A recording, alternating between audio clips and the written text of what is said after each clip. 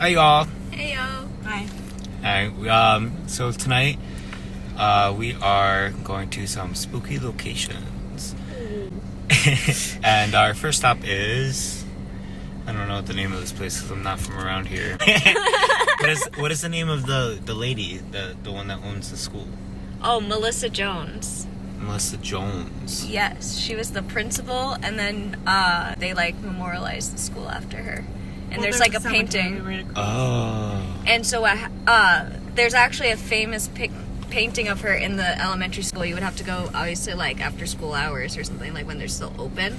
Mm. But basically, there's a picture of, a painting of her, and from no matter where you look, she's always watching. And so the rumor you got told as a kid was, you better do well in school because Melissa Jones is always watching. All right. So we would just also like to introduce an important member of our team. This is Anna. Team, yeah, literally. I'm creating this team. So Anna is one of me and Al's oldest friends. Yes. She's probably going to be the one that's going to be going on my spooky adventures with me because Al's is terrified of literally anything that goes bump in the dark, let alone dark itself.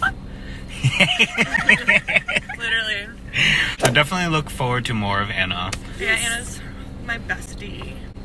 I'm family now. It's fine. But yeah, I'll pass you the torch so I don't have to go on spooky adventures. Thank you. Yeah. I don't like cemeteries. Sorry. That Hint, makes me weird. important stories. Wink.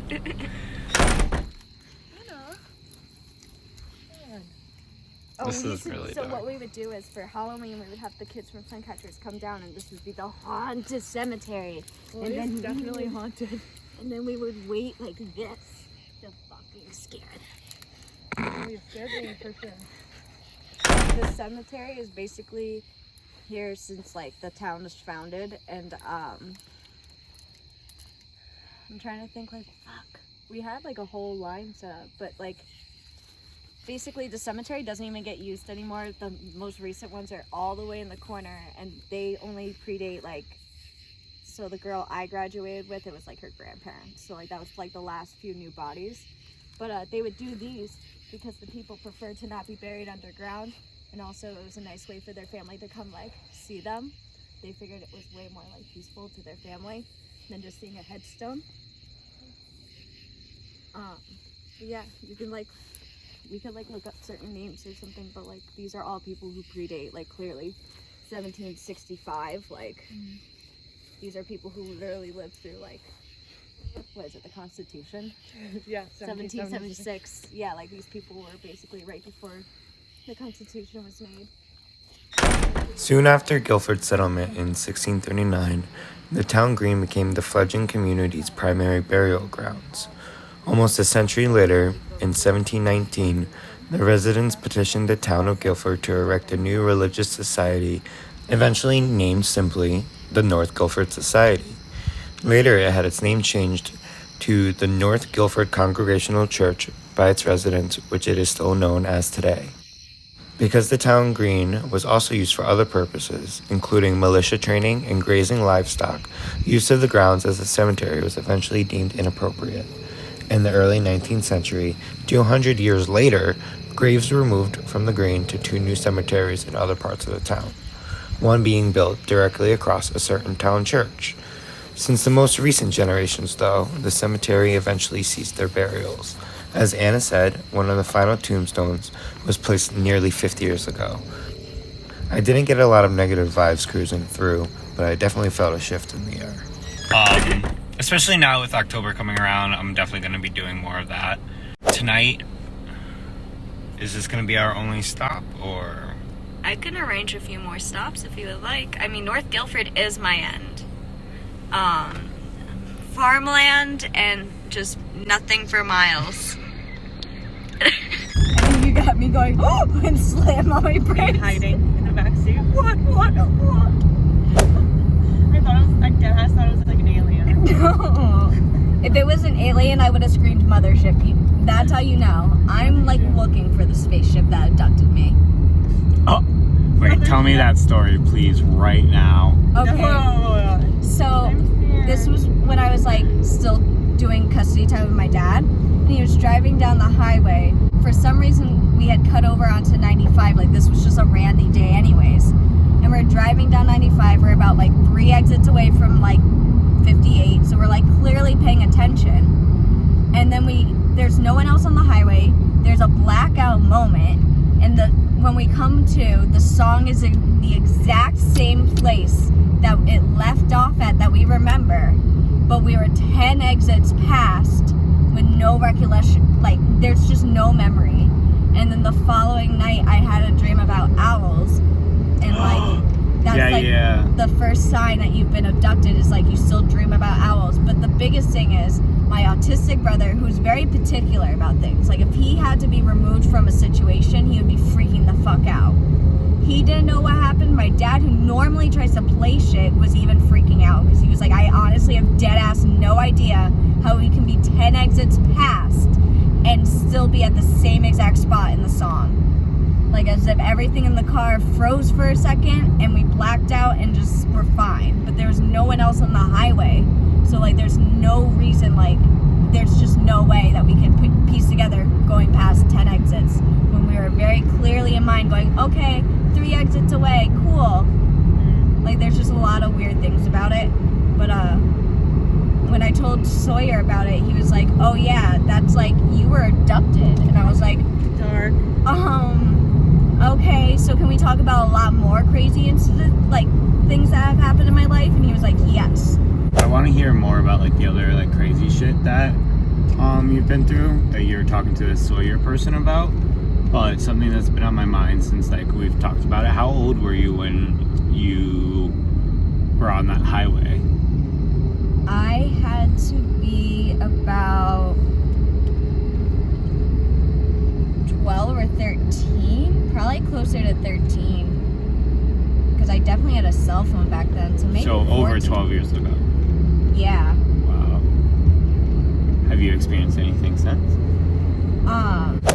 Like crazy things I would tell him were just like, I don't even know. Like, we would talk about the fact that I didn't feel like I got any closure with the aliens, and we just talked about like the greater picture. And then I've talked to people who have seen aliens, who have been abducted before, and like they'll talk to me in a sense of where like there is that immediate connection. There's like it's almost like a vibrational thing. I've heard about the owls before.